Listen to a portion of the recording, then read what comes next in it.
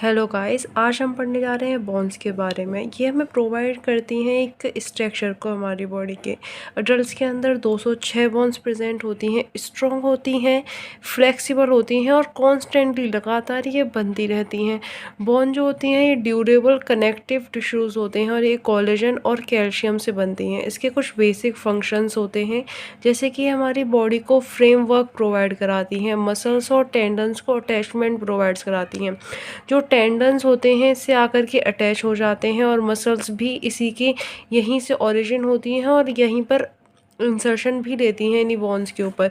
Mobility का मतलब होता है कि एक जगह से दूसरी जगह ये लेकर के जाती हैं। प्रोटेक्ट करती हैं ऑर्गन्स को, जिस तरीके के हमारे हार्ट और लंग्स प्रेजेंट होते हैं हमारे थोरेसिक केज के अंदर, वहाँ पर रिब्स जो है उसको प्रोटेक्ट करती हैं, जिसकी वजह से उन्हें कोई ईजिली हार्म नहीं होता।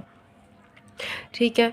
और हीमोफोइसिस इन रेड बोन मैरो, मतलब यहाँ पर के रेड बोन मैरो प्रेजेंट होता है बोन के अंदर, जो कि आप आगे जा कर के पढ़ेंगे। इसके अंदर हमारी जो रेड ब्लड सेल्स होती हैं ये फॉर्म होती हैं और ये मिनरल को स्टोर करती हैं। मिनरल स्टोरेज यहाँ पर होती है कैल्शियम की और फॉस्फेट की।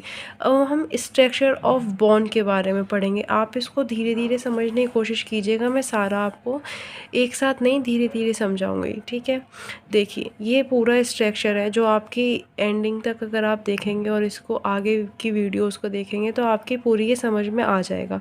तो आज हम पढ़ेंगे बेसिक स्ट्रक्चर को, कि जो इसका ऊपर वाला हिस्सा होता है, जो बोन होती है, वो 3 हिस्सों में डिवाइड की जाती है। पहला एपीफाइसिस, एपीफाइसिस के अंदर दूसरा डायाफाइसिस और फिर एक और एपीफाइसिस होता है, मतलब 2 एपीफाइसिस हो गए और एक डायाफाइसिस हो गया। अब इसके बीच में एपीफाइसिस के और डायाफाइसिस के बीच में एक और सेक्शन होता है जिसे हम मेटाफाइसिस कहते हैं। ठीक है, जैसे एक मेटाफाइसिस ऊपर है उसी तरीके से एक मेटाफाइसिस नीचे भी है। तो एपीफाइसिस और मेटाफाइसिस जो है ये दोनों ऊपर हैं और ऐसे ही दोनों नीचे हैं। ठीक है, तो टोटल कितने पार्ट्स हो गए इसके? 1 2 3 4 5 हिस्से हो गए। ठीक है, याद करना बहुत ईजी है बिकॉज नेम जो है वो बहुत आसान है और एक ही जैसे नाम हैं सारे। ठीक है, तो अब देखिए जो एपीफाइसिस है ये सबसे ऊपर वाला पार्ट है, डायाफाइसिस बीच का और एपीफाइसिस फिर लास्ट वाला पार्ट है। ठीक है, और सबसे इम्पॉर्टेंट बात यहाँ पर ये है कि जो लोअर एपीफाइसिस होता है यहाँ पर जो है आर्टिकुलर कार्टिलेज प्रेजेंट होता है। ठीक है, आर्टिकुलर कार्टिलेज प्रेजेंट होता है। अब हम इसकी लेयरिंग के बारे में पढ़ते हैं। जो लेयर है इसकी, जो आउटर मोस्ट लेयर है, ये पेरिओस्टियम कहते हैं। बोन की जो आउटर मोस्ट लेयर होती है हम उसे पेरिओस्टियम कहते हैं, और जो इनर लेयर होती है पेरिओस्टियम के जस्ट अंदर वाली लेयर होती है उसे हम मैं अभी दिखाती हूँ, ये आप एंडोस्टियम कहते हैं। ठीक है, तो जो एपीफाइसिस है यहाँ पर स्पॉन्जी बोन प्रेजेंट होती है। ठीक है, इस पर काफ़ी पोर्स प्रेजेंट होते हैं इसलिए स्पॉन्जी बोन कहलाती है।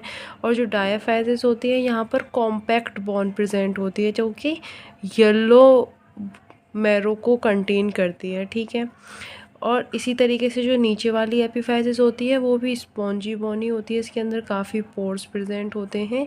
अब देखिए ये जो ब्लैक लाइनिंग दिख रही है ना आपको, ये ब्लैक लाइनिंग एपीफिशियल प्लेट होती है।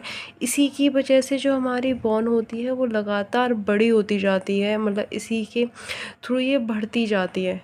एक एज पर आने के बाद ये एपीफिशियल प्लेट जो है एक एपीफिशियल लाइन के अंदर कन्वर्ट हो जाती है, उसके बाद हमारी बोन बढ़ती नहीं है। ठीक है, दोनों एंड्स पर ये प्रेजेंट होती है, मेटाफाइसिस के अंदर प्रेजेंट होती है, ऊपर भी और नीचे भी। ठीक है, आई होप आपको ये समझ में आया हो। ठीक है, अगर आपको कोई भी सजेशन या एडवाइस देनी है तो प्लीज़ कमेंट बॉक्स में लिख दीजिए। Thank you so much.